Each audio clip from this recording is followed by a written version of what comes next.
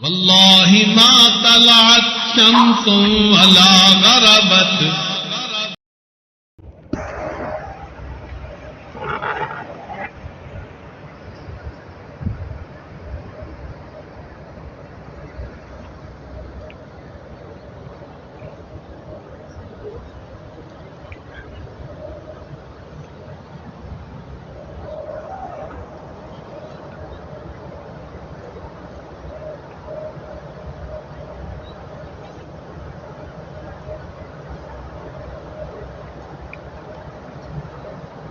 نہیں کریں گے.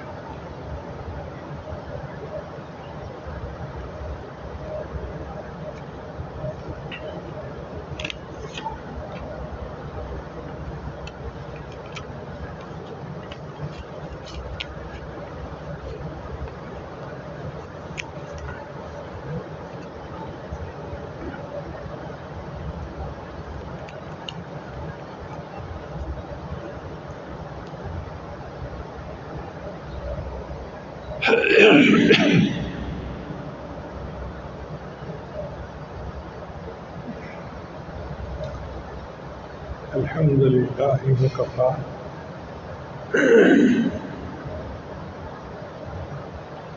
وسلام علی عبادہ الذین اصطفیٰ اما بعد اعوذ باللہ من الشیطان الرجیم بسم اللہ الرحمن الرحیم ولو ان اہل القری آمنوا واتقوا لفتحنا علیہم برکات من السماء والارض سبحان ربک رب العزۃ عما یصفون وسلام علی المرسلین والحمد للہ رب العالمین. اللہم صل علی سیدنا محمد وعلی آل سیدنا محمد وبارک وسلم. انسان کی فطرت ہے کہ ہر بچہ اپنی ماں سے محبت کرتا ہے، اس لیے کہ وہ اس کی گود میں پلتا ہے، ماں اس کی تربیت کرتی ہے، نشو و نما کرتی ہے اور بچہ بڑا ہو جاتا ہے. تو ماں کے ساتھ بچے کی محبت بہت گہری ہوتی ہے. 100 عورتیں بچے کو پیار کرنے والی ہوں، اس کو آرام نہیں آتا. جہاں ماں کو دیکھتا ہے اور ماں کی گود مل جاتی ہے، چھوٹا بچہ بھی روتا ہوا چپ ہو جاتا ہے. یہ ایک فطری جذبہ ہے جو اللہ نے ہر انسان کے اندر رکھا ہے، حیوانوں کے اندر بھی ہے. اس کو ماں کی ممتا کہتے ہیں، جو بچے کو ساری عمر محسوس ہوتی ہے.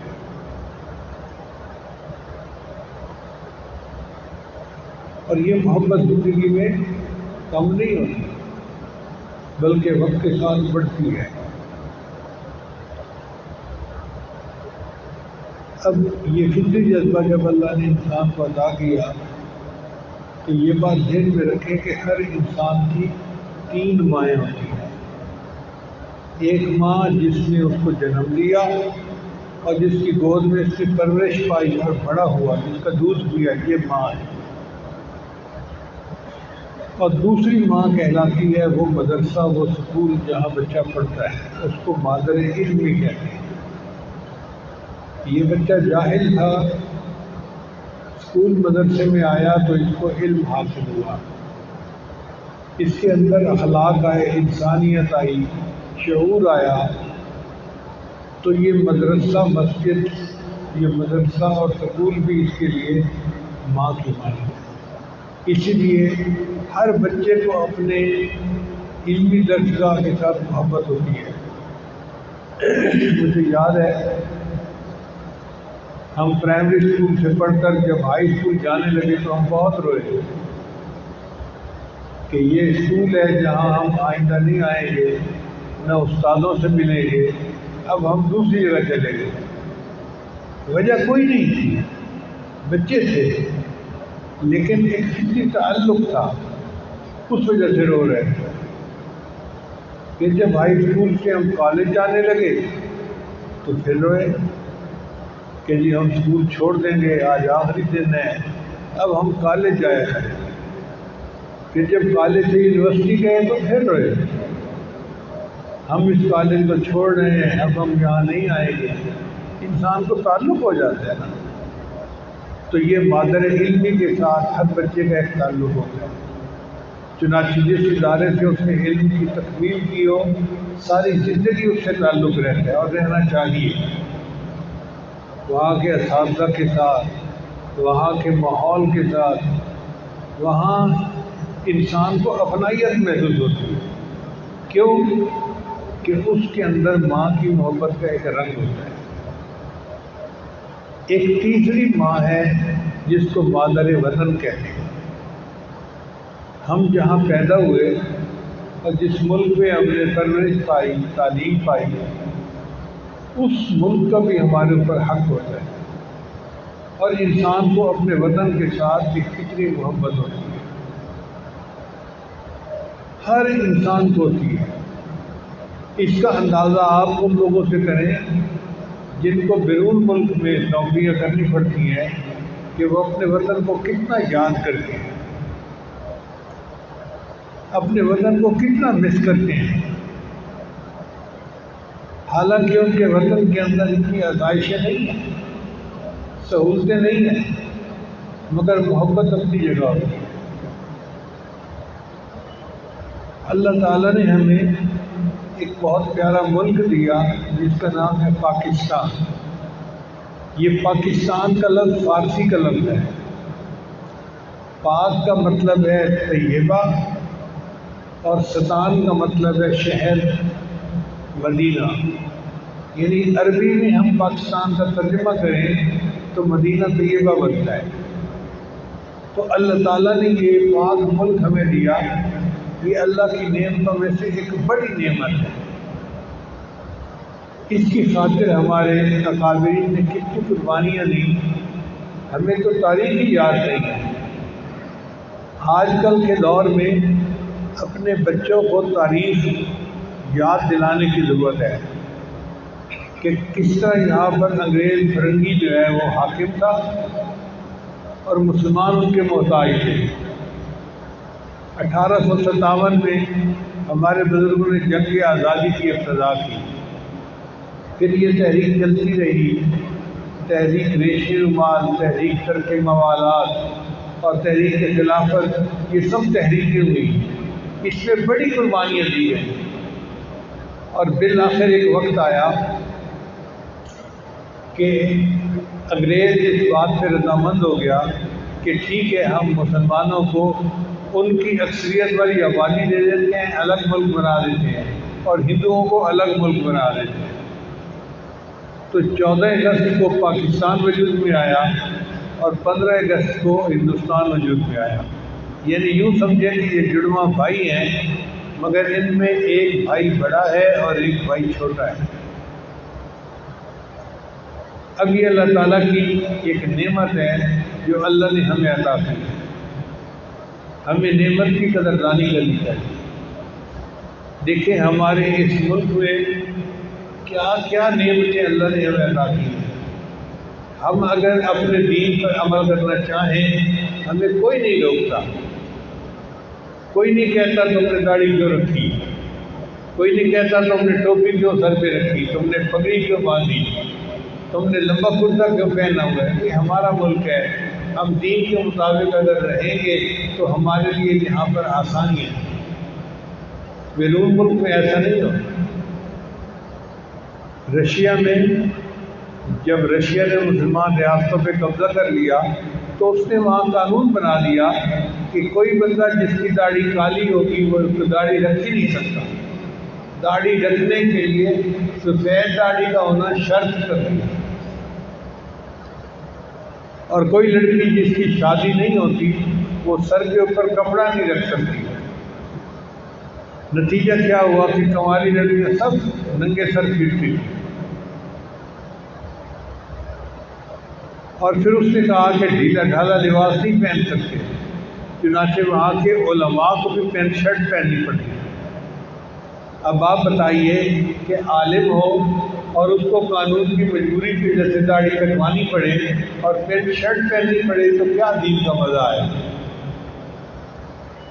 پھر وہاں پر آزادی یہ بھی نہیں تھی کہ مسجد میں علماء اپنی مرضی سے درس دے سکیں، ان کو لکھا ہوا خطبہ ملتا تھا، اس سے ذرا آگے پیچھے کوئی ایک لفظ بولا تو ان کو نوکری سے نکال دیا جاتا تھا۔ ہمارے اس ملک میں اللہ کی کتنی بڑی نعمت ہے، ہم اپنی مرضی کا عنوان لیتے ہیں اور اس کے اوپر اپنی جماعت کو، لوگوں کو اس کے بارے میں تفصیل بتاتے ہیں، کوئی پابندی نہیں ہے۔ پھر وہاں پر مساجد پہ پابندی لگا دی گئی۔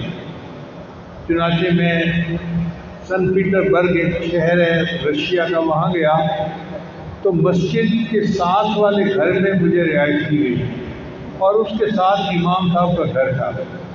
امام صاحب مسجد کو صرف 2 وقت کھولتے تھے، ظہر کے وقت اور عصر کے وقت، اس کے بعد بند کر کے گھر چلے جاتے تھے۔ میں انہیں کہتا تھا امام صاحب آپ عالم ہیں اور آپ اپنے احوال سے نیک بھی نظر آتے ہیں، تو باقی نمازوں کے لیے آپ کیوں نہیں آتے؟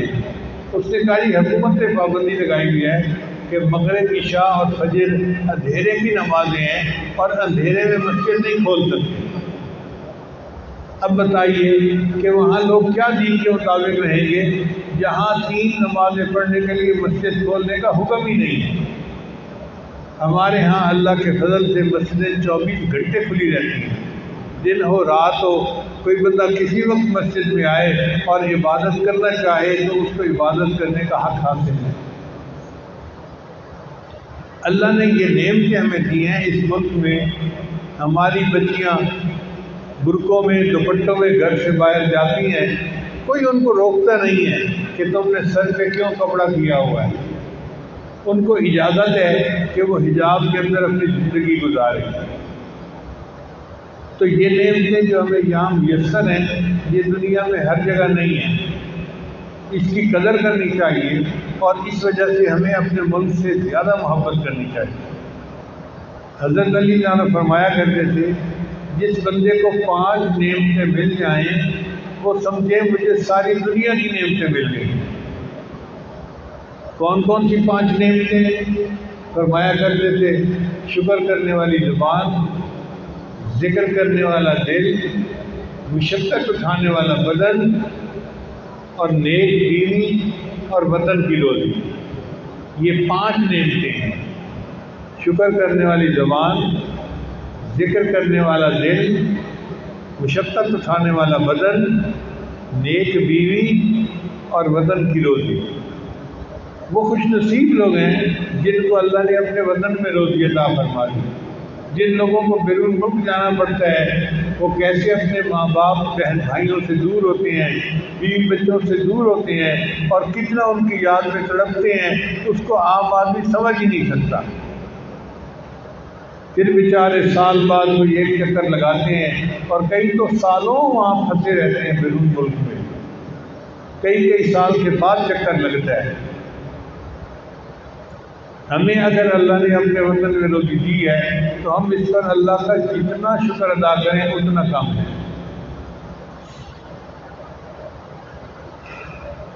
نبی علیہ السلام کو مکہ مکرمہ سے بہت محبت تھی۔ آپ صلی اللہ علیہ وسلم کی یہ کیفیت تھی کہ جب غار حرا سے واپس تشریف لائے اور آپ نے جبریل علیہ السلام کو دیکھا تو آپ کے ایک خوف کی کیفیت طاری تھی۔ تو خدیجہ الکبریٰ رضی اللہ تعالیٰ عنہ آپ کی اہلیہ صاحبہ تھی، انہوں نے پوچھا اے اللہ کے نبی صلی اللہ علیہ وسلم آپ کی یہ کیفیت کیوں ہے؟ تو نبی علیہ السلام نے فرمایا کہ مجھے لگتا ہے کہ میری موت آ جائے گی۔ انہوں نے تسلی دی کہ نہیں، آپ مہمان نوازی کرتے ہیں، صلہ رحمی کرتے ہیں، لوگوں کے کام آتے ہیں، آپ کے اندر اتنے اچھے اخلاق ہیں، اللہ تعالیٰ آپ کو ضائع نہیں ہونے دیں گے۔ تو نبی علیہ السلام کو تسلی ہو گئی۔ پھر اس کے بعد ایک عالم تھے عیسائی، ان کا نام تھا ورقہ بن نوفل، وہ خدیجہ الکبریٰ عنہ کے رشتہ دار تھے۔ وہ اس کے پاس لے کر گئی اور ان کو جا کر بتایا کہ دیکھیں آپ کا جو ہے نا یہ چچا زاد بھائی کیا کہتا ہے؟ اس نے پوچھا تو نبی اسلام نے بتایا کہ میرے اوپر ایسی کیفیت آئی. انہوں نے کہا کہ یہ تو جبریل علیہ السلام وہی فرشتے ہیں جو انبیاء کی طرف وحی لے کر آتے تھے اور آپ کی طرف بھی وحی لے کے آئے. آپ اللہ کے نبی ہیں. پھر انہوں نے فرمایا کہ ایک وقت آئے گا کہ آپ کی قوم آپ کو اپنے شہر سے نکال دے گی. تو نبی علیہ السلام نے بڑے تعجب سے پوچھا اب مخرجیہ ہوں، کیا وہ مجھے میرے شہر سے نکال دیں گے؟ ان کا ہاں، انبیاء کے ساتھ ایسا ہی ہوا اور آپ کے ساتھ ایسا ہوگا. اگر میں اس وقت زندہ رہتا تو میں آپ کی مدد کرتا. نبی علیہ السلام نے 13 سال نبوت کے ملنے کے بعد مکہ مکرمہ میں گزارے. اللہ کے حبیب صلی اللہ علیہ وسلم نے قریش مکہ کی سب تکلیفیں برداشت کی. آپ کے اوپر اونٹ کی اوجڑی ڈالی گئی، آپ کے اوپر کوڑا کرکٹ ڈالا گیا، آپ کو مجنون کہا گیا، آپ کو شاعر کہا گیا، پتہ نہیں کس طرح سے ایذا رسانی کی گئی. مگر نبی علیہ السلام نے وہ سب تکلیفیں برداشت کر لی اور مکہ مکرمہ میں رہے. ایک ایسا وقت آیا کہ جب اللہ تعالیٰ کی طرف سے اشارہ ہو گیا کہ آپ مکہ مکرمہ کو چھوڑ کر مدینہ کی طرف ہجرت کریں. نبی علیہ السلام نے سیدنا صدیق اکبر کو ساتھ لیا اور 3 راتیں غار ثور میں گزاری. حدیث مبارکہ میں آتا ہے کہ جب تیسرے دن غار ثور سے باہر نکلے تو غار ثور اونچائی پہ تھا اور بیت اللہ نیچے کی طرف ہے. تو نیچے کی طرف نظر پڑی تو نبی علیہ السلام کی آنکھوں میں آنسو آ گئے اور نبی علیہ السلام نے فرمایا کہ اے مکہ، یہاں کے لوگ مجھے رہنے نہیں دیتے ورنہ میں زندگی بھر تک سے جدا نہ ہوتا. یہ وطن کی محبت تھی کہ اللہ کے حبیب صلی اللہ علیہ وسلم کو مکہ مکرمہ چھوڑنا اتنا مشکل لگ رہا تھا. تو اللہ تعالیٰ کو وحی اتارنی پڑی، ان الذی فرض علیک القرآن لرادک الی معاد، کہ جس ذات نے آپ کے اوپر قرآن کو فرض کیا وہ آپ کو آپ کے ٹھکانے کی طرف واپس لوٹائے گی. تو نبی علیہ السلام کو تسلی ہو گئی کہ میں کچھ وقت کے بعد پھر مکہ مکرمہ میں آؤں گا. حدیث مبارکہ میں آتا ہے ایک صحابی کے حضرت اسیر رضی اللہ تعالیٰ، وہ مکہ مکرمہ سے مدینہ آئے تو ان کی بات ہوئی سیدہ عائشہ صدیقہ رضی اللہ تعالیٰ عنہ سے. ابھی پردے کی آیتیں نہیں اتری تھی، لوگ ایک دوسرے کے ساتھ بات کر لیتے تھے جیسے عرب کا ماحول تھا. تو حضرت عائشہ رضی اللہ عنہ نے ان سے پوچھا کہ مکہ مکرمہ کے بارے میں بتاؤ. انہوں نے بتانا شروع کیا کہ مکہ کی پہاڑیوں پر گھاس اگایا ہے اور سرسبز ہیں اور اتنا اچھا شہر لگ رہا ہے اور فلاں اور فلاں. حدیث پاک میں آتا ہے کہ جب انہوں نے مکہ مکرمہ کے بارے میں باتیں کرنی شروع کر دی تو نبی علیہ السلام نے فرمایا ان کو، اسیر تم مکہ کی باتیں کر کے ہمارے دل کو غمزدہ نہ کرو. یعنی وہ جو وطن کی محبت تھی نا اس نے جوش مارا اور اللہ کے حبیب نے فرمایا کہ تم مجھے میرے وطن کی یاد دلا کے غمزدہ نہ کرو. تو یہ ایک فطری جذبہ ہے جو ہر انسان کے اندر ہوتا ہے، ہمارے اندر بھی ہونا چاہیے. یہ ٹاپک چھیڑنے کی بنیادی وجہ یہ ہے کہ اس وقت ہمارے ملک کے اوپر دشمنوں کا یلغار ہے. چاروں طرف سے دشمنوں نے ہمارے ملک کے اوپر جو ہے وہ یلغار کی ہوئی ہے اور مختلف طریقوں سے وہ ملک کو کمزور کرنا چاہتے ہیں اور ہمیں آزادی کی نعمت سے محروم کرنا چاہتے ہیں. اور ہمارے آنے والے بچوں کو پتہ ہی نہیں کہ ہم نے یہ آزادی کتنی قربانیاں دے کر حاصل کی. اس لیے وہ جلدی بہکاوے میں آ جاتے ہیں. ایسی بات ہرگز نہیں ہے. آپ غور کریں، کوئی کسی بچے کو بہکانا چاہے، تیری ماں کالی ہے، تیری ماں موٹی ہے، تیری ماں ان پڑھ ہے، تو کیا بچہ اس کی بات مان لے گا؟ اس کو کہے گا دفعہ خبردار، میری ماں کے بارے میں تم نے کوئی ایک لفظ بولا تو میں نہیں سن سکتا. اسی طرح ہمیں بھی چاہیے کہ ہمیں اپنے مادر وطن کے ساتھ ایسی محبت ہو کہ اگر کہیں بھی کوئی بندہ ملک کے خلاف کوئی بات کرتا ہے تو ہم اس کو کہہ دیں کہ تم دفع ہو جاؤ، ہماری آنکھوں سے دور ہو جاؤ، ہم ایک لفظ نہیں سننا چاہتے.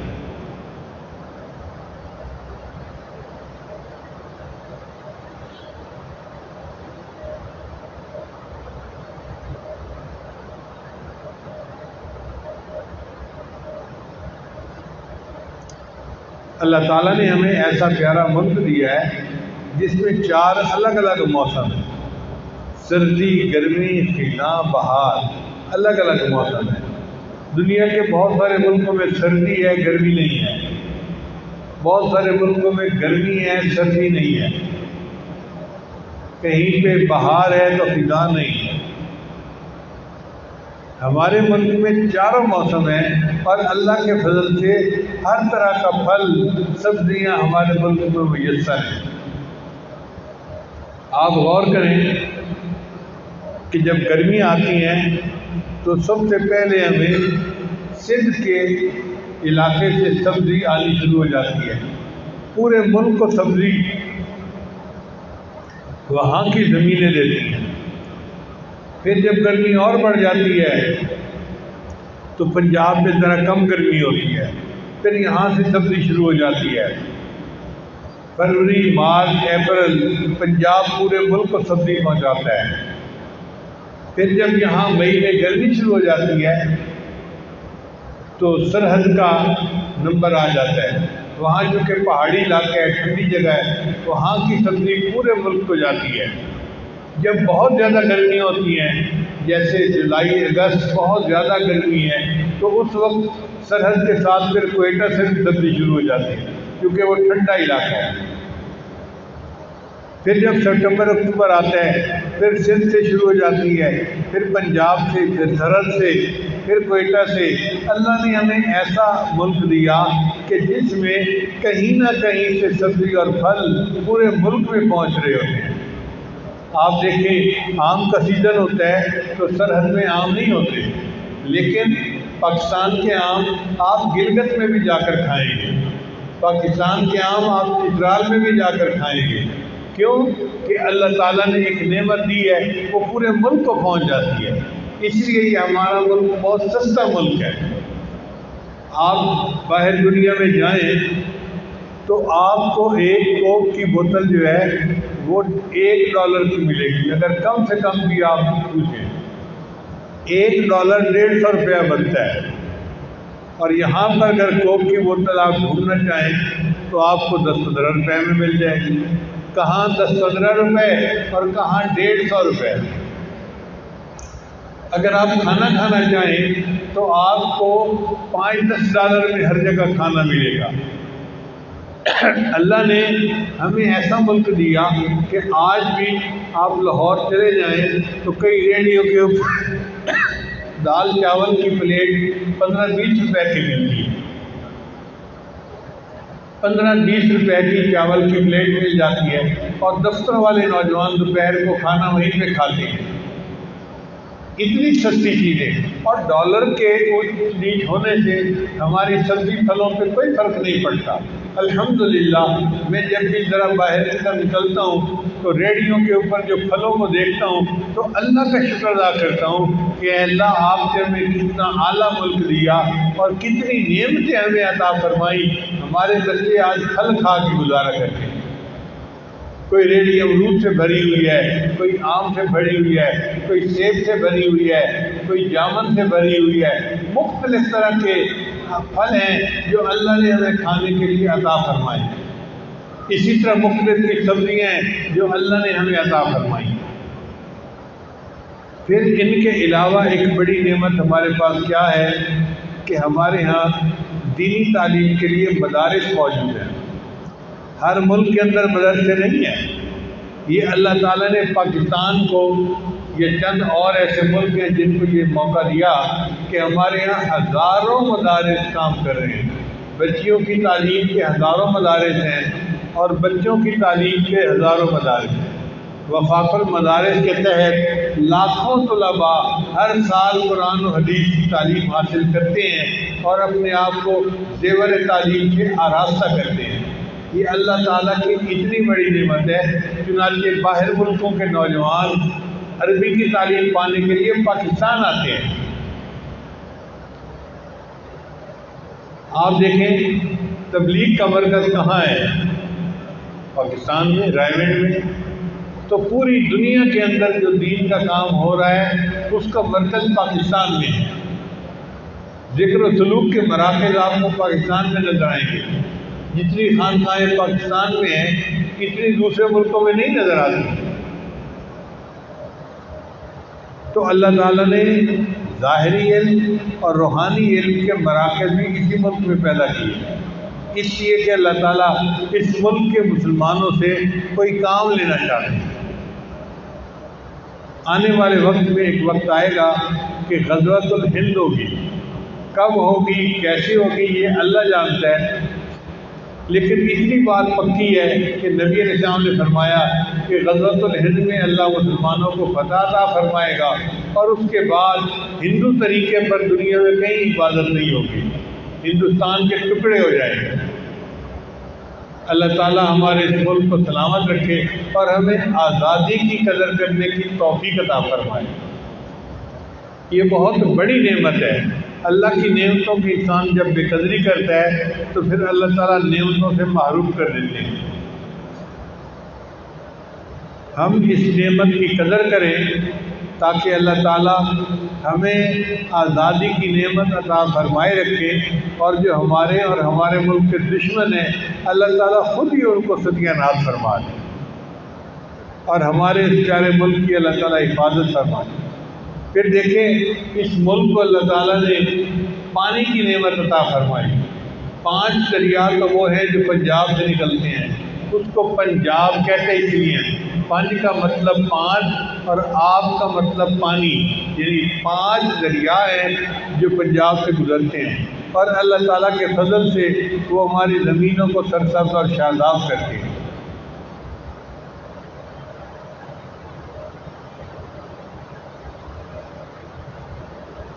پھر بلوچستان کے اندر اللہ تعالیٰ نے ہمیں معدنی وسائل دیے ہیں.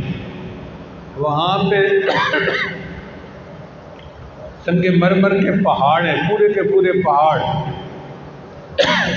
سنگ مرمر کے ہیں. ایک پتھر ہے جس کو اونکس کہتے ہیں. یہ اونکس بہت کمیاب پتھر ہے، جو آپ کو یہاں محراب میں سبز پتھر نظر آ رہے ہیں نا، اس کو اونکس کہتے ہیں. یہ صرف افغانستان میں نکلتا ہے یا پاکستان میں نکلتا ہے، پورا یورپ اس سے محروم ہے. آپ اندازہ کریں، میں ایک رپورٹ پڑھ رہا تھا کہ پوری دنیا میں 160 ورائٹی ہیں سنگ مرمر کی، 160، اور اس میں سے 140 ورائٹیاں ہمارے بلوچستان کے اندر موجود ہیں. اتنا اللہ تعالیٰ نے ہمیں یہ نعمت عطا فرمائی. پہاڑوں کے پہاڑ سنگ مرمر کے بنے ہوئے، پھر اس کے علاوہ تانبا بھی موجود ہے، سونا بھی موجود ہے، تیل بھی موجود ہے. کیا نعمت ہے جو اللہ نے اس ملک کو عطا نہیں فرمائی.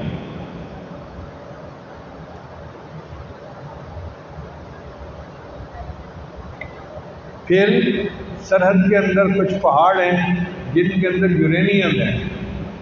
یورینیم سے ایٹمک بم بنائے جاتے ہیں، میزائل بنائے جاتے ہیں. یہ یورینیم ہر ملک میں نہیں ہوتا، کہیں کہیں ہوتا ہے. ہمارے پاس الحمدللہ موجود ہیں. وانا پہ فرنگی نے کیوں حملہ کیا؟ اس لیے کہ وہاں پر یہ پہاڑ موجود تھے. وہ چاہتا تھا کہ میں اس علاقے پہ قبضہ کر کے ان پہاڑوں کو اپنے قبضے میں لے لوں. ڈیرہ غازی خان کے اندر یورینیم موجود ہے، تو وہاں بھی اسی لیے اس کے حملے ہوتے رہتے ہیں. پھر اللہ تعالیٰ نے صرف یورینیم نہیں دیا، جب اس کو پروسیس کرتے ہیں تو اس کو رکھنے کے لیے برتن ہوتے ہیں خاص، وہ میٹل بھی پاکستان میں موجود. یعنی اللہ نے یورینیم بھی دیا اور یورینیم کو سنبھالنے کے برتن بھی عطا فرمائے. یہ اللہ کی نعمت نہیں تو اور کیا ہے؟ ہم جتنا شکر ادا کریں کم ہے. ہمارے وانا کے ایک دوست تھے، ان کے کچھ بچے یہاں پڑھتے تھے. وہ مہینے 2 مہینے بعد مجھے ملنے آتے تھے. ایک دن وہ اتنا بڑا پتھر لے کے آئے. حضرت یہ پتھر ہے. میں نے دیکھا تو پتھر ایسے لگتا تھا جیسے کاپر کا بنا ہوا ہے. میں نے پوچھا یہ کیا ہے؟ کہنے لگا حضرت یہ پورا پہاڑ ہے اسی طرح کا، اور یہ ہمارے جائیداد ہے، مگر فرنگی اس پہ قبضہ کرنا چاہتے ہیں. آپ دعا کریں کہ ہماری جائیداد ہمارے پاس رہے. خیر دعا تو میں نے کر دی، لیکن میں نے اس پتھر کو لاہور بھجوایا لیبارٹری میں، PCSIR لیبارٹری. انہوں نے کہا جی کہ اس پتھر کے اندر اتنا کاپر ہے کہ دنیا کا بہترین کاپر اس کے اندر موجود ہے۔ اب دیکھیں اللہ تعالیٰ کی نعمتیں، اللہ نے پہاڑوں کے پہاڑ کاپر کے ہمیں دے دیے اور کانے ہمیں سونے کی دے دی اور ذخیرے تیل کے دے دیے۔ کون سی نعمت ہے جو اللہ نے اس ملک میں ہمیں عطا نہیں کی؟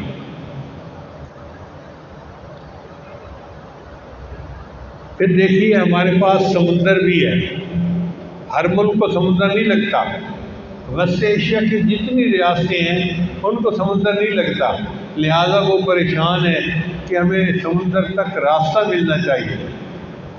اللہ نے پاکستان کو کراچی اور گوادر کا سمندر عطا فرمایا، اور پھر دیکھیں کہ وہاں سے ایک سڑک بنانا چاہ رہے ہیں جس کو سی پیک کہتے ہیں۔ یہ ایک سڑک ادھر سے رشیا کو، وسط ایشیا کی ریاستوں کو، چائنا کو، سب کو کنیکٹ کر کے سمندر تک راستہ دے گی، اور ہمیں اللہ تعالیٰ گھر بیٹھے بٹھائے اس کا ٹیکس دیں گے اور ہم کروڑوں ڈالر مفت میں کمائیں گے، صرف راستے کی سہولت دے گے۔ یہ اللہ تعالیٰ کا ہم پر انعام نہیں تو اور کیا ہے؟ تو اس لیے ہمیں چاہیے کہ ہمیں اللہ نے جو نعمتیں عطا کی ہیں ہم ان کا شکر ادا کریں۔ اب ہمارے اوپر ایک ذمہ داری بھی آتی ہے کہ جب وطن سے محبت ایک فطری چیز ہے اور یہ ملک ہمارا وطن ہے تو اب ہم اس کو نقصان نہ پہنچانے دیں۔ مثال کے طور پہ بد امنی کسی بھی ملک کے لیے بہت نقصان دہ ہوتی ہے۔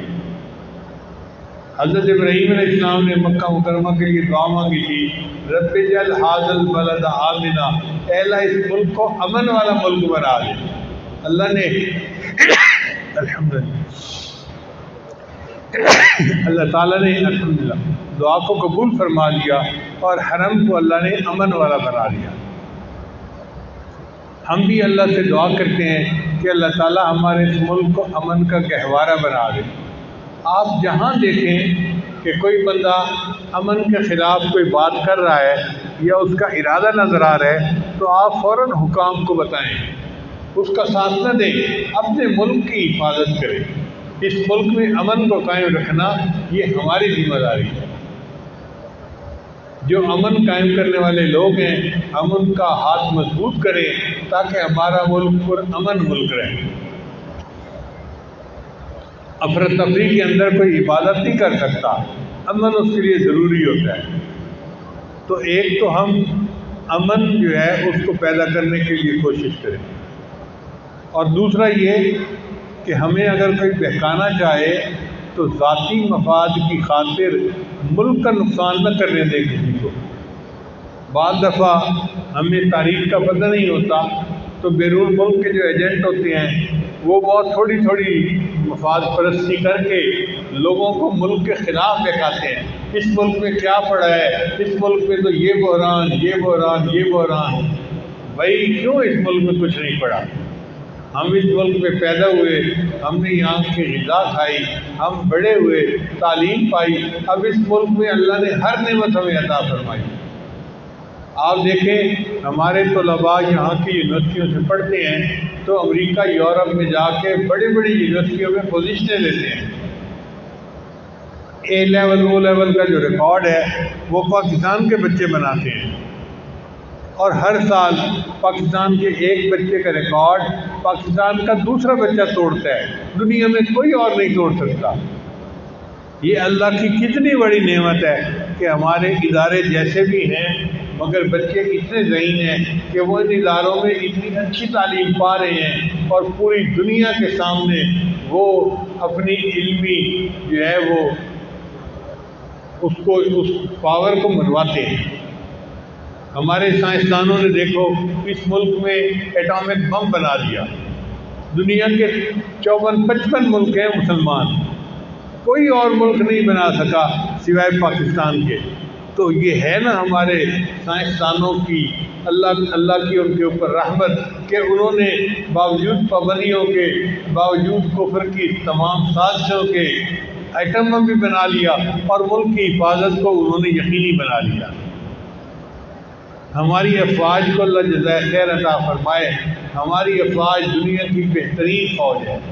وسائل ہمارے تھوڑے ہیں لیکن جو ہمارے فوجی جوان ہیں ان کے اندر جو عزم ہے، جو ہمت ہے، وہ بہت بلند ہے. ان کے اندر ایمان ہے اور ایمان نے ان کو ٹھوس اور مضبوط بنا دیا ہے. اسی لیے جہاں مختلف ملکوں میں مقابلے ہوتے ہیں، پاکستان کی ایئر فورس فرسٹ آتی ہے، پاکستان کے فوجی فرسٹ آتے ہیں. الحمدللہ ہم اللہ کا شکر ادا کرتے ہیں کہ اللہ تعالیٰ نے ہمیں ایک ایسا منظم ادارہ عطا کیا جو ملک کی حفاظت کرتا ہے. ملک کی حفاظت دو طرح سے ہوتی ہے. ایک ہوتی ہے نظریاتی حفاظت، اس کے لیے اللہ نے ہمیں علماء عطا فرمائے ہیں، شیوخ الحدیث، مفتی حضرات، مشائخ حضرات. یہ علماء صلحاء جو ہیں یہ ملک کی نظریاتی سرحدوں کے محافظ ہیں. اور ایک ہوتا ہے جغرافیائی سرحدوں کی حفاظت، وہ ہماری فوج کر رہی ہے. دعا ہے کہ اللہ تعالیٰ ہمارے علماء کی بھی حفاظت فرمائے اور ہمارے فوج کی بھی حفاظت فرمائے اور ہمیں اس ملک کی قدردانی کی اللہ توفیق عطا فرمائے. چنانچہ آج 13 اگست ہے اور کل 14 اگست ہے. کل کے دن میں گویا پاکستان بنا تھا، اس لیے آج جمعہ کے دن میں نے سوچا کہ میں اپنے بچوں کو تھوڑی تاریخ بتا دوں، ملک کی اہمیت کے بارے میں بتا دوں کہ ہماری یہ مادر وطن ہے اور ہمیں اس کے ساتھ محبت ہے. شاعر نے کہا، میرے وطن یہ عقیدتیں اور پیار تجھ پہ نثار کر دوں. میرے وطن یہ عقیدتیں اور پیار تجھ پہ نثار کر دوں، محبتوں کے یہ سلسلے بے شمار تجھ پہ نثار کر دوں.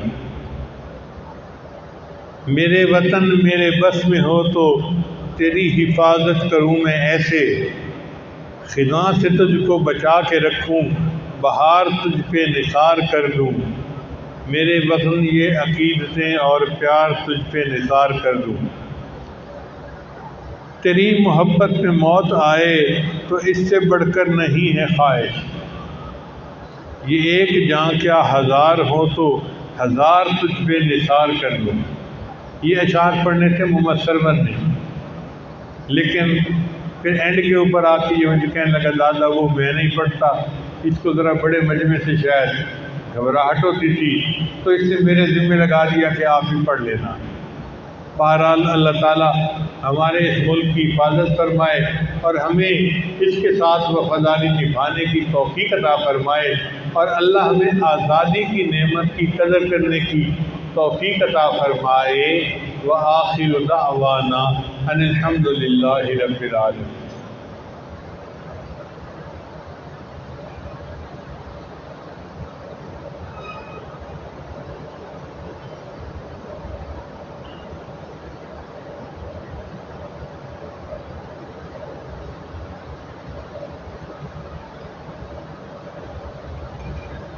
بہت سارے احباب مختلف شہروں سے تو بتائے ہونے کی نیت سے آئے ہوئے ہیں، تو یہ آج بیٹھ کے کلمات پڑھائے گا، سچے دل کے ساتھ پیچھے پیچھے پڑھتے جائیے.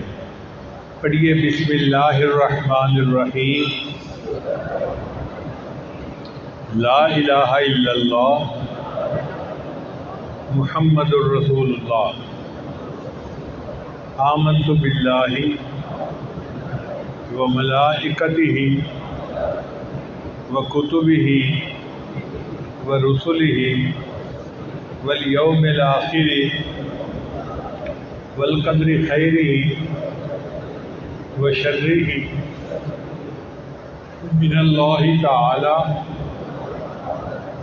والبعث بعد الموت.